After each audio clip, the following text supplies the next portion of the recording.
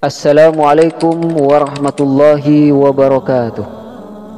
Hamdan wa syukran lillah, salatan wa salaman ala rasulillah, Sayyidina Muhammad ibn Abdullah wa ala alihi wa sahbihi wa mawalah. Wala hawla wala quwata illa billah, amma ba'dah. Para saudaraku yang dirahmati Allah subhanahu wa ta'ala, setelah sekian lama Nabi Musa hidup di negeri Madian, kemudian beliau bersama keluarganya ingin kembali ke Mesir, menemui sanak famili yang ada di sana, namun dengan cara sembunyi-sembunyi. Maka di malam yang sangat gelap dan dingin, dia bersama istrinya dan anak-anaknya seraya membawa kambing-kambing miliknya berangkat menuju Mesir. Namun di tengah perjalanan mereka tersesat. Jalan yang mereka tempuh ternyata bukan jalan yang biasa dilalui oleh orang-orang yang pergi menuju Mesir. Ketika itu Nabi Musa alaihi salam melihat api dari kejauhan di lereng Bukit Tursina. Dia perintahkan keluarganya untuk menetap di tempat tersebut, sedangkan dia akan pergi menghampiri sumber api itu dengan harapan mendapatkan berita baik atau dapat membawa api tersebut untuk menghangatkan badan. Dijelaskan di dalam Al-Quran, maka tatkala Musa telah menyelesaikan waktu yang ditentukan dan dia berangkat dengan keluarganya, dilihatnya api di lereng gunung. Lalu ia berkata kepada keluarganya, "Tunggulah di sini. Sesungguhnya aku melihat api. Mudah-mudahan aku dapat membawa suatu berita kepadamu dari tempat api itu, atau membawa seluruh api agar kamu dapat menghangatkan badan." Al-Quran Surat Al-Qasas ayat 29. Ternyata benar, Nabi Musa alaihissalam mendapatkan berita yang bukan sembarangan berita, petunjuk yang bukan sembarangan petunjuk, dan api yang bukan sembarangan api. Setelah Nabi Musa alaihissalam tiba di tempat api tersebut, ternyata api tersebut menyala pada sebuah pohon hijau yang besar. Setiap kali nyala api semakin besar, seketika itu juga pohon itu semakin hijau. Nabi Musa alaihissalam berdiri terpana. Pohon tersebut terletak di lereng gunung sebelah barat dari sisi kanannya, sebagaimana firman Allah subhanahu wa ta'ala, "Dan tidaklah kamu Muhammad berada di sisi yang sebelah barat ketika kami menyampaikan perintah kepada Musa, dan tiada pula kamu termasuk orang-orang yang menyaksikan." Al-Quran Surat Al-Qasas ayat 44. Saat itu Nabi Musa alaihissalam berada di sebuah lembah yang bernama Tua, seraya menghadap kiblat, dan pohon itu di sebelah kanannya dari sisi barat. Lalu Allah subhanahu wa ta'ala memanggil dari lembah Tua yang disucikan. Dia memerintahkannya untuk membuka kedua sandalnya sebagai bentuk pengagungan dan penghormatan terhadap lembah yang diberkahi itu. Apalagi pada malam itu merupakan malam yang juga diberkahi. Menurut riwayat ahli kitab, Nabi Musa alaihissalam menutup mukanya dengan kedua telapak tangan karena cahayanya yang sangat terang. Setelah itu Allah subhanahu wa ta'ala berbicara kepadanya dan menyatakan bahwa dia adalah Allah. Tiada Tuhan yang patut disembah selain dia. Maka dari itu beribadahlah kepadanya dan sholatlah untuk mengingatnya. Dijelaskan di dalam Al-Quran, maka ketika ia datang ke tempat api itu, ia dipanggil, "Hai Musa, sesungguhnya aku inilah Tuhanmu, maka tinggalkanlah kedua terompamu, sesungguhnya kamu berada di lembah yang suci, Tua. Dan aku telah memilih kamu, maka dengarkanlah apa yang akan diwahyukan kepadamu. Sesungguhnya aku ini adalah Allah, tidak ada Tuhan yang hak selain aku. Maka sembahlah aku dan dirikanlah sholat untuk mengingat aku." Al-Quran Surat Toha ayat 11-14.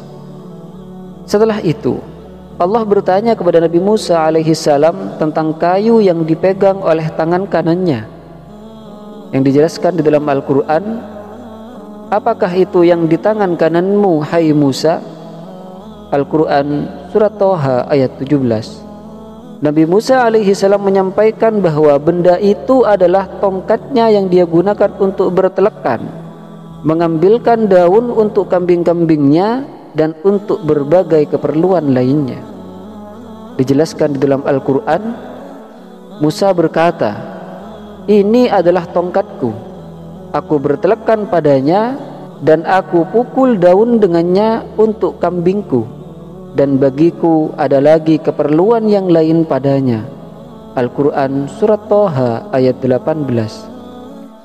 Kemudian Allah Subhanahu wa ta'ala memerintahkan Nabi Musa alaihissalam untuk melempar tongkatnya.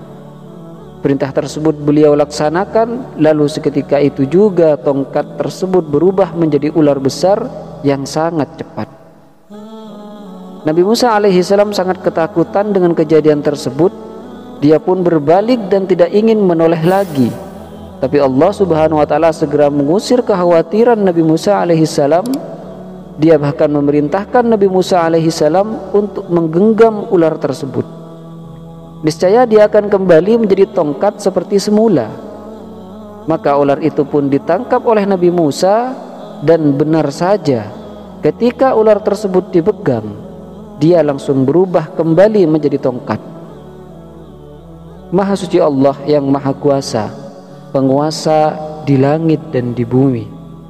Dijelaskan di dalam Al-Quran, Allah berfirman, "Lemparkanlah ia, hai Musa."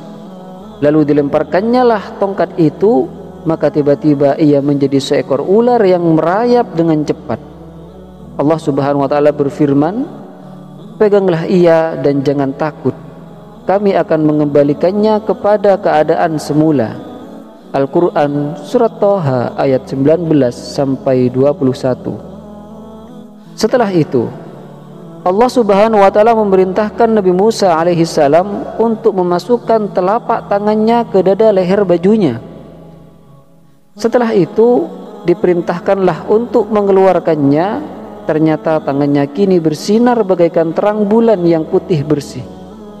Lalu Allah Subhanahu wa ta'ala memerintahkan Nabi Musa alaihissalam untuk mendekapkan kedua tangannya ke dada untuk mengusir rasa takutnya. Dijelaskan di dalam Al-Quran, "Masuklah tanganmu ke leher bajumu, niscaya ia akan keluar putih tidak bercacat bukan karena penyakit, dan dekapkanlah kedua tanganmu ke dadamu bila ketakutan. Maka yang demikian itu adalah dua mukjizat dari Tuhanmu yang akan kamu hadapkan kepada Fir'aun dan pembesar-pembesarnya. Sesungguhnya mereka adalah orang-orang yang fasik." Al-Quran Surat Al-Qasas ayat 32. Kedua mukjizat tersebut termasuk dari 9 mukjizat yang Allah berikan kepada Nabi Musa alaihissalam. Dengan itu semua Allah memerintahkan Nabi Musa untuk menghadap Fir'aun yang telah melampaui batas untuk menyampaikan dakwahnya. Dijelaskan dalam Al-Quran, "Pergilah kepada Fir'aun, sesungguhnya ia telah melampaui batas." Al-Quran Surat Toha ayat 24. Nabi Musa alaihissalam menyadari beratnya perintah tersebut karena dirinya dahulu pernah lari dari kejaran Fir'aun akibat membunuh seorang Kibti. Oleh karena itu, dia memohon kepada Allah agar dimudahkan urusannya dan dilapangkan dadanya, serta agar dilepaskan kekakuan di lidahnya. Dijelaskan di dalam Al-Quran, berkata Musa, "Ya Tuhanku, lapangkanlah untukku dadaku dan mudahkanlah untukku urusanku, dan lepaskanlah kekakuan dari lidahku supaya mereka mengerti perkataanku." Al-Quran Surat Toha ayat 25 sampai 28. Mengenai lidahnya yang kaku, hal tersebut disebabkan oleh bara api yang dia letakkan di lidahnya waktu kecil, yang mana ketika Nabi Musa alaihissalam masih kecil, dikisahkan bahwasanya Fir'aun ingin menguji akalnya ketika Nabi Musa alaihissalam masih kecil. Saat itu Nabi Musa kecil menarik jenggotnya. Akibatnya Fir'aun berniat membunuhnya, namun Asyah mencegahnya dan berkata, "Dia masih kecil, belum mengerti apa-apa." Maka Fir'aun ingin mengujinya dengan meletakkan sebutir korma dan sepotong bara api di hadapannya. Pada mulanya Nabi Musa alaihissalam ingin mengambil korma, namun tangannya dialihkan oleh Allah Subhanahu wa ta'ala untuk mengambil bara api. Lalu sang anak mengambilnya dan meletakkan di lidahnya. Maka sejak itu dia mengalami kekakuan di lidahnya. Dengan doa di atas yang tertera pada surat Toha ayat 24-28, dia memohon kepada Allah agar dihilangkan sebagian kekakuan di lidahnya, sekedar orang dapat memahami pembicaraannya. Dia tidak meminta dihilangkan kekakuan tersebut secara keseluruhan. Hasan Basri berkata, demikianlah halnya para rasul, hanya meminta sesuai kebutuhannya, karena itu masih ada sisa kekakuan di lidahnya. Setelah itu Nabi Musa alaihissalam memohon diberikan pendamping yang dapat membantunya menunaikan tugas darinya. Dan dia langsung menunjuk saudaranya yang bernama Harun, karena menurutnya Harun lebih pandai berbicara dibanding dirinya. Dijelaskan di dalam Al-Quran, dan jadikanlah untukku seorang pembantu dari keluargaku, yaitu Harun saudaraku. Teguhkanlah dengan dia kekuatanku, dan jadikanlah dia sekutu dalam urusanku, supaya kami banyak bertasbih kepada engkau dan banyak mengingat engkau. Sesungguhnya engkau adalah maha melihat keadaan kami. Al-Quran Surat Toha ayat 29-35. Di ayat lain Allah juga menjelaskan, dan saudaraku Harun, dia lebih fasih lidahnya daripada aku, maka utuslah dia bersamaku sebagai pembantuku untuk membenarkan perkataanku. Sesungguhnya aku khawatir mereka akan mendustakanku. Al-Quran Surat Al-Qasas ayat 34. Allah Subhanahu wa ta'ala memenuhi semua permintaan Nabi Musa alaihissalam dan menjadikan Harun sebagai orang yang akan dapat membantunya menghadapi Fir'aun. Bukan hanya itu, bahkan dia mengangkatnya sebagai seorang nabi yang mendapatkan wahyu, sebagai bukti besarnya kedudukan Nabi Musa alaihissalam di sisi Allah Subhanahu wa ta'ala. Dijelaskan di dalam Al-Quran, dan kami telah menganugerahkan kepadanya sebagai rahmat kami, yaitu saudaranya Harun menjadi seorang nabi. Al-Quran Surat Maryam ayat 53. Maka setelah semua permintaan Nabi Musa alaihissalam dipenuhi, Allah Subhanahu wa ta'ala kembali memerintahkan keduanya untuk pergi menghadap Fir'aun yang telah melampaui batas untuk menyampaikan misi dakwahnya. Namun Allah Subhanahu wa ta'ala berpesan kepada keduanya agar berkata dengan lembut, dengan harapan Fir'aun dapat menerima dan takut kepadanya. Dijelaskan di dalam Al-Quran, pergilah kamu berdua kepada Fir'aun, sesungguhnya dia telah melampaui batas.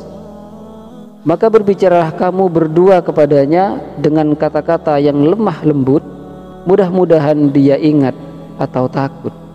Al-Quran Surat Toha ayat 42-43. Hal ini semata-mata menunjukkan sifat Allah yang maha lembut, maha mulia, dan penuh kasih sayang.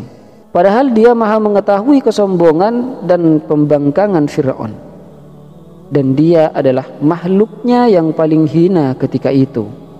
Wallahu a'lam. Semoga bermanfaat. Assalamualaikum warahmatullahi wabarakatuh.